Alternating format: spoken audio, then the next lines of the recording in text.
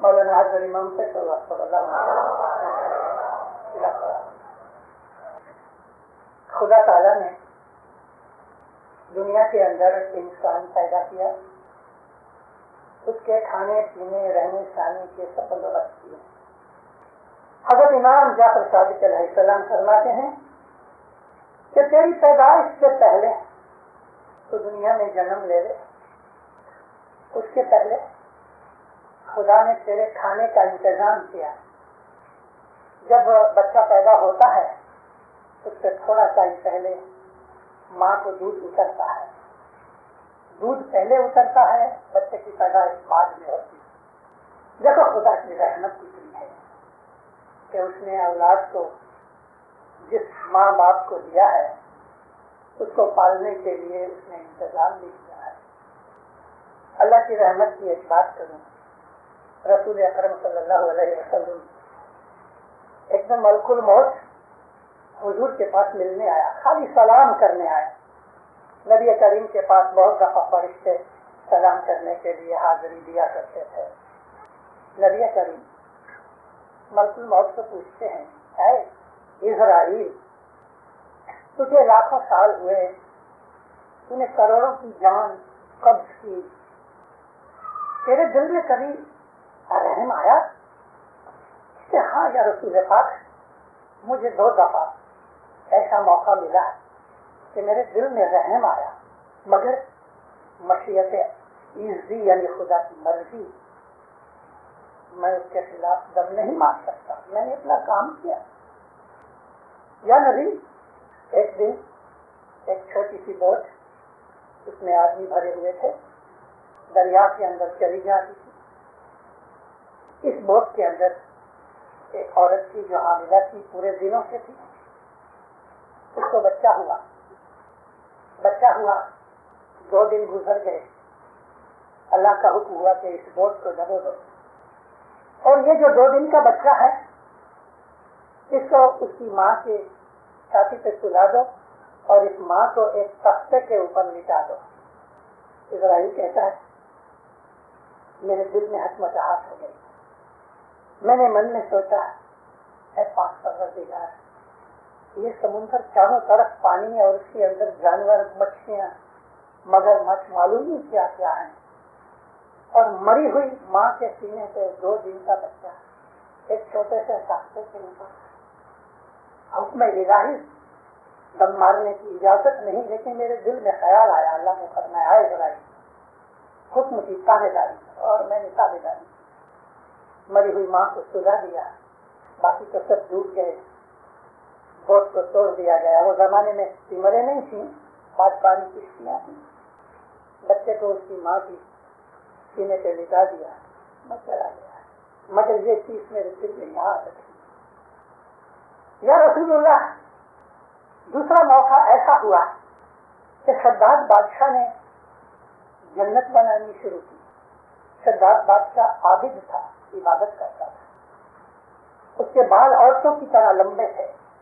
یہ بال لمبے رکھنے کی یہ وجہ تھی کہ وہ ان بالوں کو چھت کے ساتھ باندھ لیتا تھا اور کھڑے کھڑے کی عبادت کرتا تھا۔ بال اس لیے تھے کہ اگر جھونکا آ جائے تو بال کھینچے اور وہ جان اٹھے، اتنا اس کو عبادت کا خیال۔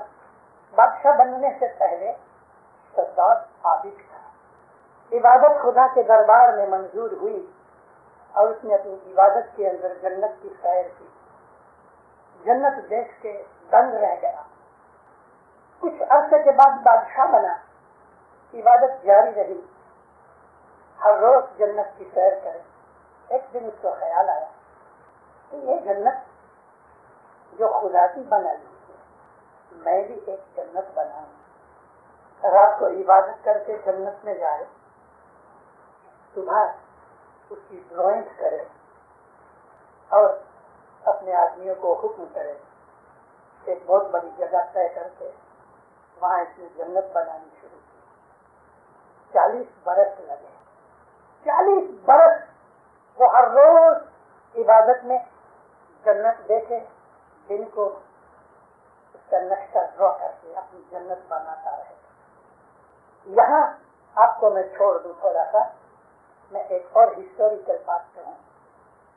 دلی کے اندر شاہی مسجد ہے، لال رنگ کا پتھر ہے. اس کو بڑی نظر سے دیکھ کے آدمی حیران ہو جاتا ہے. کاریگری کا اعلیٰ نمونہ ہے. شاہ جہان بادشاہ کے زمانے کے اندر یہ بنی.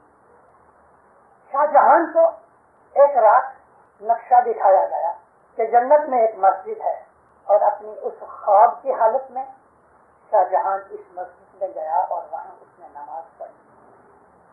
یہ مسجد اس کو اتنی پسند آئی، جب اس کی آنکھ کھلی تو دن کے وقت واپس اس نے اس مسجد کو ڈرا کیا. شاہ جہان بادشاہ تھا ہندوستان کا، لیکن اس نے زندگی میں ایک بھی دفعہ نماز چھوڑی نہیں. مسجد کا نقشہ ڈرا کیا، آرکیٹیکٹ وغیرہ بلائے گئے، ان کو اس نے دکھایا. بعض چیزیں تھوڑی چینج بھی کی، اوپر نہیں رکھ کر کے بنیاد کے حساب سے.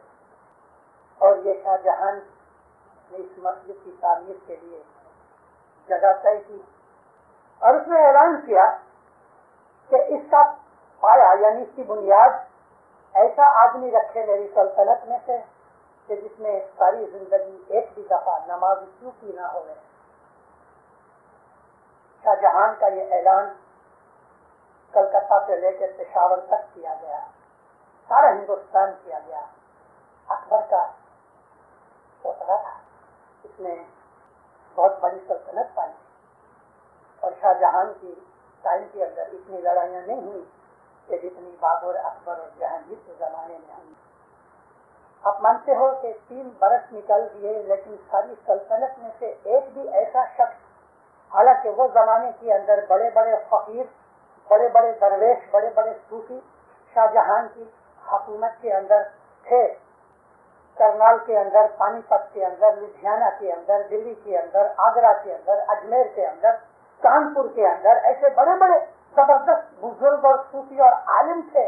ایک شخص بھی نہیں آیا، کیونکہ اعلان یہ تھا کہ جس نے ساری زندگی ایک بھی نماز کیوں کی نہیں. آخر شاہ جہان نے خود کھڑے ہو کے کہا، قرآن شریف لے کے کہتا ہے کہ مجھے افسوس ہے کہ میری ساری سلطنت میں ایک بھی ایسا شخص نہیں. الحمدللہ خدا تعالیٰ کی رحمت سے میں ہوں کہ میں نے آج تک کوئی نماز نہیں چکی، اور اس کا پایا شاہ جہان نے ڈالا. بادشاہ ہو کے بھی اس کی عبادت دیکھو. 40 برس جنت تیار ہوئی، شداد کی جنت تیار ہوئی. ایک دن گھوڑے پہ بیٹھ کے اپنی جنت کو وزٹ کرنے جاتا ہے. باڈی گارڈ، امیر، عمرا، وزیر وغیرہ سب ساتھ ہیں، سگے کٹوبی ساتھ ہیں. جب وہ اپنی جنت کے دروازے کی قریب پہنچا، اب تو معلوم ہے جنت کے اندر موت داخل نہیں ہو سکتی، جنت میں انسان کو موت نہیں ہے. اس عرض مقدس کے اندر موت نہیں ہے. جب یہ گھوڑے کے اوپر بیٹھا بیٹھا نزدیک پہنچا، اللہ نے فرمایا، اے ملک الموت، جاؤ شداد کی روح قبض کرو کہ جب یہ اپنے جنت کے دروازے کے پاس گھوڑے سے اترتا ہو، ایک پاؤں ہوا میں ہو، ایک پاؤں رکاب میں ہو، نہ وہ ادھر ہوئے یعنی گھوڑے کے اوپر بیٹھا ہوئے نہ زمین پہ، اس وقت اس کی روح قبض کرو. حکم الہی تھا. کہتا یا رسول اللہ، میں نے شداد کی روح قبض تو کی، مگر مجھے ایسا ہوا کہ اللہ پاک 40 برس اس نے محنت کی، تیری عبادت کی، جنت تم نے اس کو دکھائی، اب اس نے جنت بنائی، کھلائی، اس کی بنائی ہوئی جنت کے دروازے کے اوپر اس کی موت ہو جائے، اور ابھی اس حالت میں کہ ایک پاؤں ہوا میں اور ایک پاؤں رکاب میں، نہ وہ گھوڑے پہ نہ وہ زمین پہ. میں نے تو روح قبض کر دی. اس کو اپنی بنائی ہوئی جنت دیکھنی نصیب نہ ہوئی. رسول اکرم فرماتے ہیں، اسرائیل وہ 2 دن کا جو بچہ تھا جو تختے کے اوپر تو نے ماں کے سینے پہ لٹا دیا، وہ یہی شداد تھا، یہی شداد تھا. اس پروردگار نے اس کو ایسی حالت میں بچایا، کیونکہ اس کو کہتے ہیں کہ مری ہوئی جو ماں تھی اس کو چھاتی پہ لٹانے کا کیا کارن تھی کہ وہ مر گئی تھی، لیکن خدا تعالیٰ نے اس میں سے دودھ مہیا کیا تھا. اس کے لیے مردے کے اندر سے دودھ نکلتا تھا. میں نے آپ کو یہ بات کیوں سنائی؟ امام جعفر صادق علیہ السلام صلی اللہ علیہ نے فرمایا کہ خدا نے تیرے لیے انتظام کیا ہے، تجھے پیدا کرنے سے پہلے اس نے تیرے لیے روزی مہیا کی۔ وہ خدا رحم و کرم والا مولا جب ہم بگڑ جاتے ہیں تو پھر ہم کو کبھی پیٹتا بھی ہے۔ ہم اپنی دعا میں یہی کہتے ہیں نا کہ مولا ہمیں سیدھے راستے پہ رکھنا، اور جن لوگوں پہ تو نے نعمتیں بخشی سے اتاری مجھے انہیں کے ساتھ رکھنا۔ مولا جن لوگوں پہ تیرے غضب اترے ہیں ان سے مجھے دور رکھنا۔ ہم اپنی دعا میں 3 وقت روز پڑھتے ہیں۔ قرآن شریف کی ان آیاتوں کو ہم اپنے جسم سورۃ الحمد کی آیتیں کہتے ہیں، ہم پڑھتے ہیں۔ کبھی ہم کو یہ خیال آیا کہ بھلا ہم کیا مانگ رہے ہیں کہ مجھے ان کے ساتھ رکھ جن پہ تیری نعمتیں اتری، مجھے ان سے دور رکھ کے جن کے اوپر تیرے غضب اترے؟ یعنی ہم کیا مانگ رہے ہیں پتہ؟ خدا تعالیٰ کی رحمت مانگ رہے ہیں اور اس کے غضب سے ڈرنا چاہتے ہیں۔ خدا جب غضب کرتا ہے تو آنکھ کی پلک میں للیا میٹ کر دیتا ہے، کوئی بچانے والا نہیں۔ جگہ جگہ قرآن میں ایسا فرمایا ہے۔ بھلا ہم کسی کو اٹھانا چاہتے ہیں، بڑھانا چاہتے ہیں، اعلیٰ درجہ دینا چاہتے ہیں، کون روک سکتا ہے؟ کوئی نہیں۔